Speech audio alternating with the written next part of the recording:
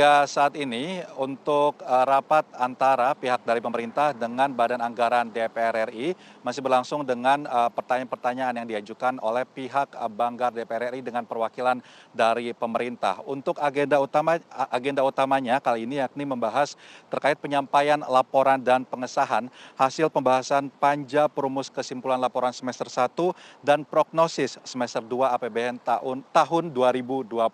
Dan juga dalam hal ini biasanya sebelumnya sudah ada rapat-rapat panja yang dihadiri dengan mereka perwakilan dari Bank Indonesia serta dari Kementerian Keuangan. Dalam hal ini biasanya ada dari pihak Bank Indonesia dan sekarang diwakili oleh Desri Damayanti selaku Deputi Gubernur Senior Bank Indonesia dan juga ada Menteri Keuangan Sri Mulyani. Namun hal yang cukup berbeda karena memang Banggar DPR RI ini juga mengundang beberapa perwakilan dari kementerian terkait, yakni ada Menteri Sosial Juliari Batubara, Menteri Kesehatan Terawan Agus Putranto, lalu ada Menteri Pendidikan dan Kebudayaan Nadiem Makarim, serta Kepala BNPB Doni Monardo. Di agenda awal, Banggar DPR RI ini menyampaikan beberapa hasil rumusan yang telah disampaikan dalam panja. Di antaranya terkait dengan perkembangan indikator ekonomi makro secara keseluruhan, serta terkait dengan penyerapan anggaran dan juga utang pemerintah, terutama di tengah pandemi COVID-19. Namun juga para anggota Banggar DPR RI ini juga mempertanyakan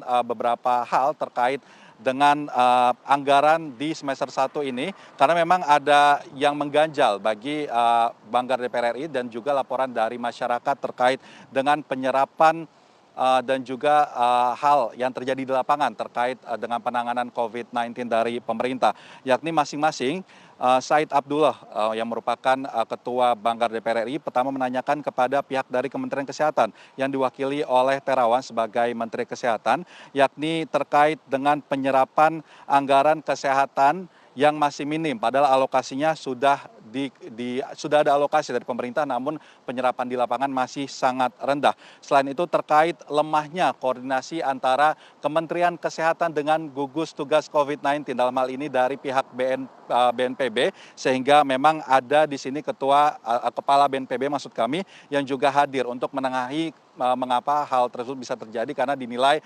koordinasi antara kedua belah pihak ini masih cukup tidak maksimal terkait dengan penanganan COVID-19. Selain itu untuk Kementerian Kesehatan, Banggar DPR RI juga menanyakan terkait dengan keganjalan di berbagai rumah sakit terutama di daerah-daerah, karena memang ada laporan dari masyarakat terkait mereka yang dulunya mengalami penyakit bawaan dan pihak dari keluarga malah mendapatkan informasi bahwa keluarganya atau wakil dari keluarganya yang meninggal dunia tersebut divonis positif COVID-19, dan ini akan menjadi pertanyaan karena memang menurut Banggar DPR RI ada permainan uang di dalam rumah sakit ini, karena memang apabila dari pihak rumah sakit ada yang didakwa positif COVID-19 maka anggaran tersebut akan lebih meningkat untuk rumah sakit. Lalu untuk pihak dari Kementerian Pendidikan dan Kebudayaan terkait dengan pendidikan yang tatap muka yang saat ini sudah digelar di beberapa zona hijau, lokasi zona hijau di beberapa daerah yang masih kurang maksimal dan kurangnya sosialisasi,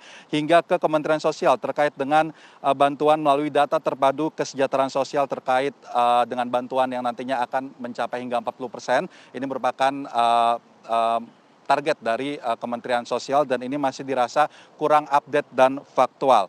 Dan hingga saat ini memang nantinya kita masih menunggu pernyataan dari masing-masing kementerian terkait pertanyaan-pertanyaan dari Banggar DPR RI tersebut. Dan ini merupakan pertanyaan dan keterangan dari Ketua Banggar DPR RI, Said Abdullah.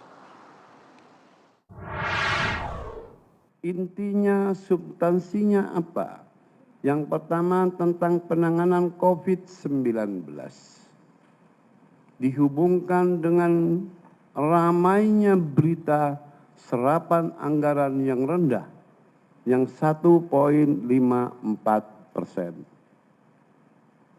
Pada saat yang sama muncul dari kawan-kawan, khususnya dari kawan-kawan Komisi 9, lemahnya, kurangnya, tidak adanya koordinasi antara disinyalir saja antara gugus tugas dan Kementerian Kesehatan.